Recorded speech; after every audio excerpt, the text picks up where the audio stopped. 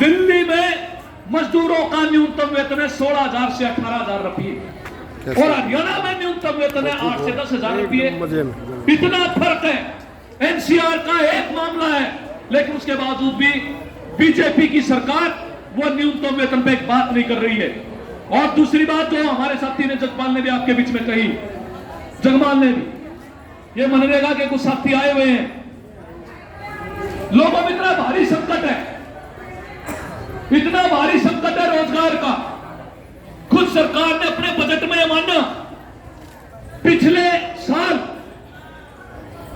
जो रोजगार उपलब्ध करवाता है, जिसको बोलते हैं मैन्युफैक्चरिंग इंडस्ट्री, जहां रोजगार मिलता है, उसकी वृद्धि दर जो है वो 8% थी, वो घटकर 1% रह गई। मैं कहना यह चाहता हूं कि जो साथी लगे हुए हैं कच्चे पक्के, हमारा तो मामला है कि हम पक्के हों, हमारी तनख्वाह बढ़े, लेकिन इससे अगला सवाल है जो हमारे आने वाली पीढ़ियां, हमारे बच्चे, उनका बढ़ेगा क्या? अगर आप इस बात पर नहीं सोचोगे, 5-4 साल बाद जो है आप पछताओगे कि आपके साथ बच्चों के साथ बढ़ेगा क्या। सरकार जिस नीति पर चल रही है वह नीति है एक तो फूट डालो राज करो की, और दूसरी नीति है कि ये जो गरीब लोग हैं, जो मजदूर हैं, जो छोटे किसान हैं, उनके बेटा बेटी पढ़ने नहीं चाहिए।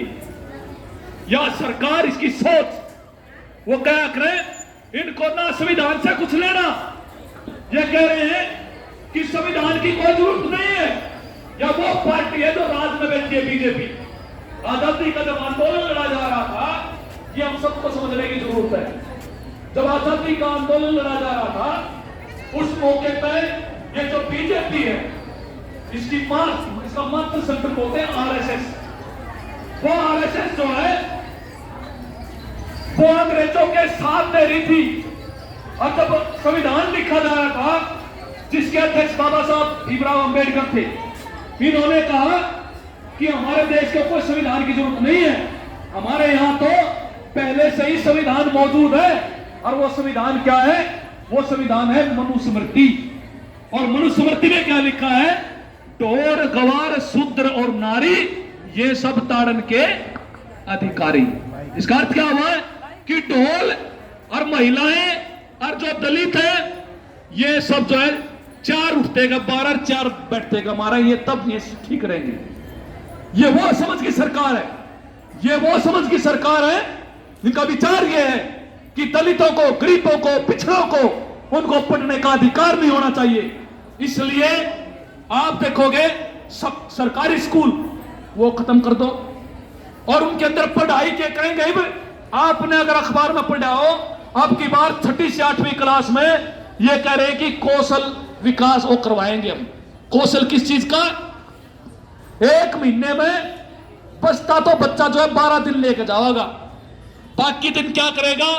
भले किसी ने कौशल सिखावेंगे, कौशल के लिए मास्टर नहीं लगाने की जरूरत है, भले किसी ने टायर पंचर लगाना, किसी ने टोकरी बनाना, किसी ने मटके बनाना, यो है बीजेपी का कौशल। वो कहते कि जात के आधार पर जो हमारे पैसे रहे हैं, ये घड़े बनाने के, टोकरे बनाने के, कोई नाई है उसके बनाने के, वो कह रहे हैं कि ये कौशल सिखाएंगे सरकारी स्कूलों के अंदर। अब यहां पर लेके आ रही है बीजेपी। आप इस बात को समझ लीजिए, जो बड़े कॉलेज है, यूनिवर्सिटीज के अंदर पढ़ाई इतनी महंगी कर दी। अभी पिछले दिनों मेडिकल के स्टूडेंट्स यहां बैठे हुए थे। पहले कोई गरीब का बेटा बेटी कोई मेडिकल की पढ़ाई कर लिया करता, डॉक्टर बन जाया करता। अब तय कर दिया 50 लाख रुपए कोर्स है। 50 लाख कोर्स, बता दो कौन एमबीबीएस करवा लेगा अपने बच्चे को? कौन इंजीनियर बना लेगा? मास्टर का जो ट्रेनिंग संस्थान बंद कर दिया, मास्टर लगाने की जरूरत ही नहीं। क्या कह रहे हैं? कुछ तो भले पढ़े लिखे आंगनबाड़ी पढ़ा लेंगे स्कूलों में, और कुछ एनजीओ पर लगा लेंगे जो वैसे ही। पक्की कोई भर्ती करने की योजना नहीं है। सरकार ने ये जो कौशल रोजगार योजना चालू कर रखी है, बोले हमने ठेकेदारी प्रथा खत्म कर दी।